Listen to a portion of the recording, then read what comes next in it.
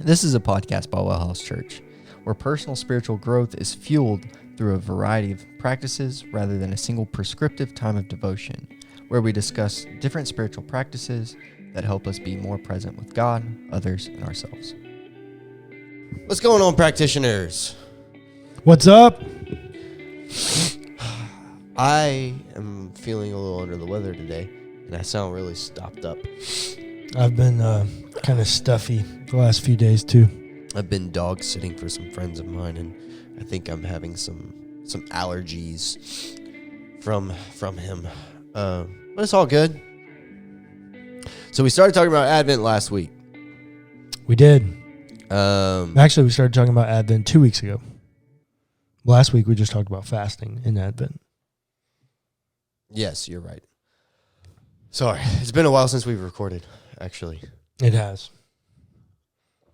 So, what do we do with this now? What do we do instead of fasting? Well, so you can also fast. Yeah, you can fast. And what I would say is if you're a person who benefits from the sacrifice of fasting during Lent, maybe try fasting during Advent. Because they're literally rooted in like very similar places. Yeah. So like fasting's not off the table, even though most people don't practice it now, but it was practiced for the first, 600 years or so of Advent. Yeah. Till literally for like half of Advent's existence, it was practiced almost exclusively. But I think another one that is really an advantageous practice during this holiday season, this Advent season, is service. Absolutely. The Gospels tell us that Jesus came not to be served, but to serve. Right. And more specifically than any gospel, I think Jesus' servanthood appears most in Luke's gospel, as Luke's gospel is the gospel for the outcast, the vulnerable, the marginalized. Jesus has a much more servant spirit, per se, in Luke than in other ones. So, right, John is doing John's own thing. Mark, Jesus is like an action character. I mean, he's just doing miracles and just all over the place. Very fast-paced. I mean, just think about it. Most of the other Gospels are longer than 20 chapters. Right. Actually, I think all of them are longer than 20 chapters. And yet, Mark is 16. Yeah. Questionably. 16 full, because the end of Mark is questionable. Right. So it's the shortest one. It has zero talk of Jesus' birth, zero talk of really anything before Jesus just shows up and starts busting out miracles. Yeah. And so, and Matthew's gospel is really given over to just like trying to prove Jesus as the fulfillment of Judaism. Right. Like everything is just super Jewish imagery. And the fact that in Matthew, like everything happens on a mountain. Right. Everything happens on a mountain in Matthew because Matthew is really trying hard to make Jesus look like the new Moses. Right. Because in Exodus, everything important with Moses happens on the top of a mountain. Yeah. They also spend so much time there at Mount Sinai, like a third of the story happens literally on a mountaintop. Right. So there's a lot happening there. But in Luke's gospel, Luke not only seems to be the most servant-like Jesus, Luke also seems to be the one that's most concerned with serving the poor and the vulnerable. And it's also one of only two of the Gospels that tell Jesus' birth story. Mm. The other one being Matthew. Yeah. And once again, Matthew's birth story, very different. Actually, hold please. I'm going to grab a book.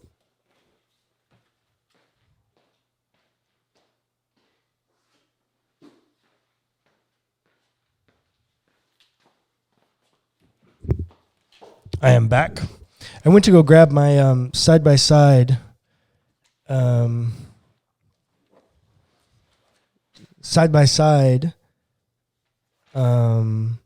Greek and English. Yeah. Well, yeah, just my synopsis of the four Gospels. It puts them all side by side based on the order and things of which they happen. Oh, got you. And Luke's Gospel is the one that tells us the most about Jesus' actual birth. And he's the one that gives us all the stories leading up to the birth.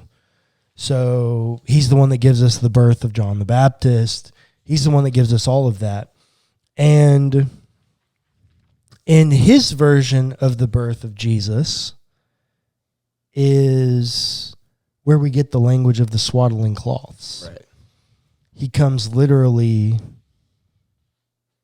as someone Without power. Well, yeah, of Low status. servanthood status. Yeah. Well, and it's also Luke is the one where the first people to announce the birth of Jesus are the shepherds. Also the lowest of the totem pole. Servanthood status people. Like if you're putting people on a social construct, social stratosphere per se, right? Everything that's happening in Luke is all about the poor, vulnerable, and people of lower status, the servanthood status. Yeah.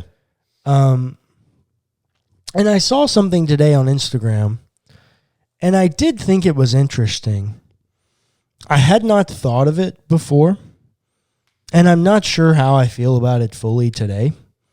I'm still going to think about it more, but it is worth mentioning here that they have to go to Bethlehem for the census. Right. And why do they have to go to Bethlehem? Do you remember? Because Caesar had said that everybody needed to be registered. Mm-hmm. Yeah. But why? They live in Nazareth. Oh. Why did they have to go to Bethlehem? Oh, because it was the closest place that you could. Oh, no, because that was Joseph's hometown, right? That's the city that Joseph's lineage hails from. Yeah, so I remember now. Yes, I'm putting the story together. Now, notice two things. Biblically and culturally, both of these things would be true. This is not the thing I'm questioning. Joseph has to return back to his hometown, the place where he hails from. Right. Odds are Joseph has a ton of family in that city. Yeah, true.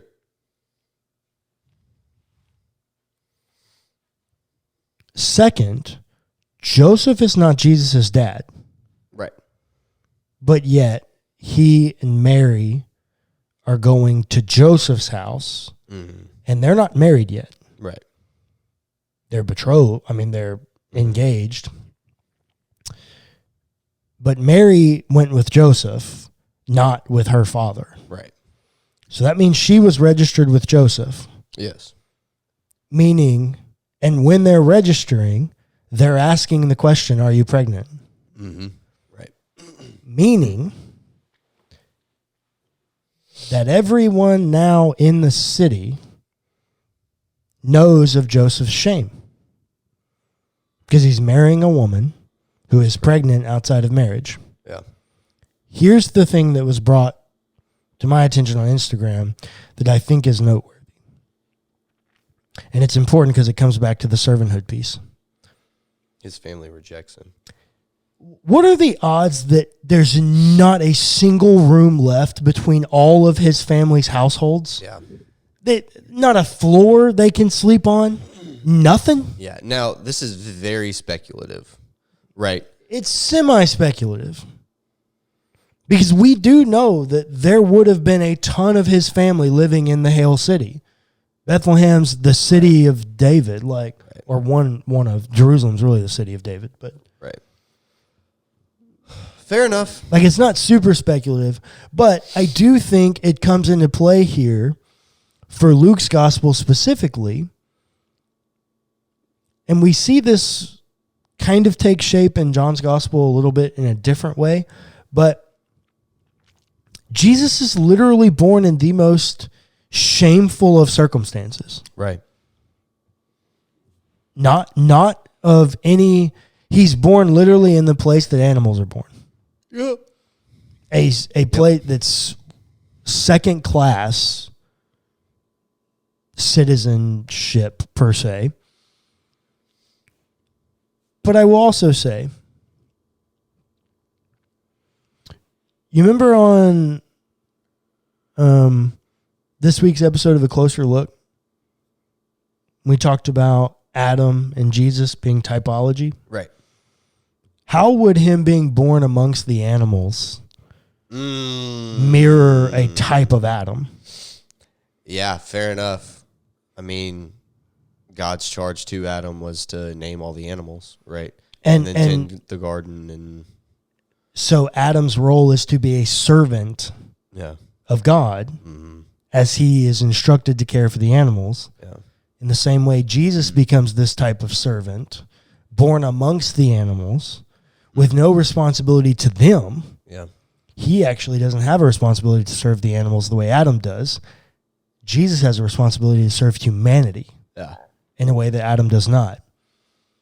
I think all of it in the lowly kind of status that's happening here really should focus your mind and attention onto the kind of servanthood element of all of this. Yeah.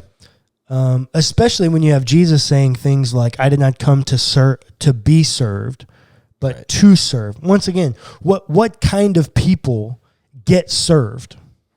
The highest in society, right? Those are the people that are served.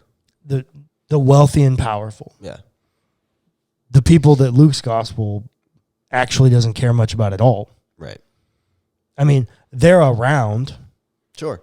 They kind of show up here and there because they're just people that happen in Jesus' life. But more times than not, Luke's gospel is always focused on women, sick, poor, widows, and orphans. Yep. And especially the quartet of the vulnerable. Right. Luke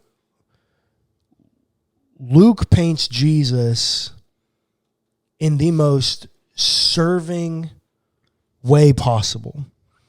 And here's the other way that Luke paints Jesus as a man of servanthood. What was Luke? He was a doctor. Okay. In the ancient world, in order for you to be a doctor, do you know what you had to do? I have no idea. Well, you had lots of schooling. Sure. You had to be pretty wealthy because you had to do all the schooling or come from wealth. Fair enough. You had to be extremely educated. Yep. So, lots of things happening here. So it's no different than modern day. Except that you don't make lots of money when you get there. Okay. Doctors, I mean, they're tradesmen. Right. I mean, they operate a trade. They don't get rich the way that doctors do now. Yeah. They're not rewarded in the same way. And Luke paints Jesus as the ultimate healer. Even in his language, when he's answering questions of the Pharisees, he says, it is not the healthy in need of a physician, it's the sick. Right. And Jesus is talking about himself as the physician. Like, I cannot think of a single metaphor in Luke's gospel that is not servanthood driven. Doctors in the ancient world are doctors because they want to serve people, not because it's going to make them wealthy. Right. I think there are far less doctors today that are doctors because they want to help people than there are because they're smart and doctors are wealthy. Right. Or can be wealthy. Yeah.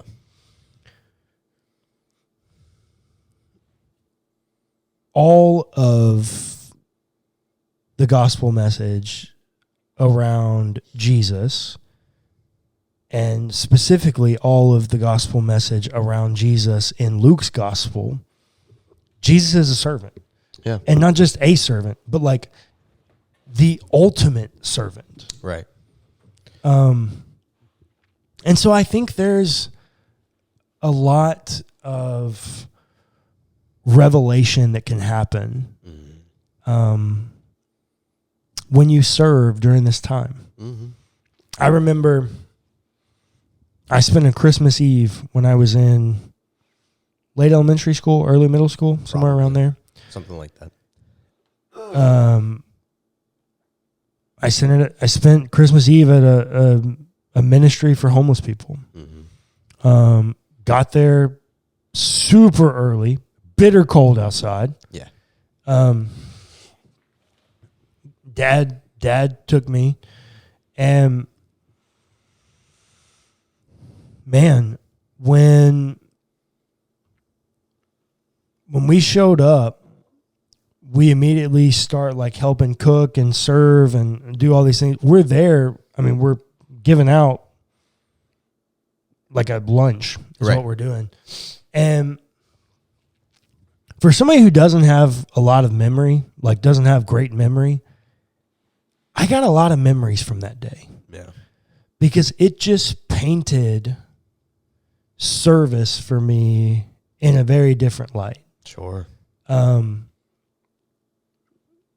when it's cold outside and you're in the holiday spirit and you're thinking about Advent, you're thinking about generosity, and you're thinking about Santa Claus, and you're thinking about wanting to be with your family, and yet you look around and there's maybe 200 people in here that are here because they literally have nowhere else to go. Yeah. And then you stop and you think, wait, Jesus cares for those people the same exact way he cares for me. Mm-hmm. Yeah. I just think there's really something to serving during this time that's very different. If you're looking for a unique spiritual practice that you don't do often for the Advent season, I think service is a great one. And you know, it's this time of year is also a time of year that people want to spend with their families, right? Mm-hmm. And this is a fun family activity. I don't know if you've ever served with your family. Oh, yeah. But that's a lot of fun to do. Mm-hmm. Done in the right way, Yep. done healthily. It's a lot of fun. Yeah. And there's a ton of different ways that you can do this. I know that like you could run toy drives. Like I know people that do that. You could go volunteer at like homeless shelters. Like that's a big thing. You go like volunteer at like women's shelter. Like there's so many different options. And I know this from working with my own clients. This time of year is really hard for people that don't have families or don't have access to their families. So the little things that you can do to serve other people in this time of year might make some of the biggest impact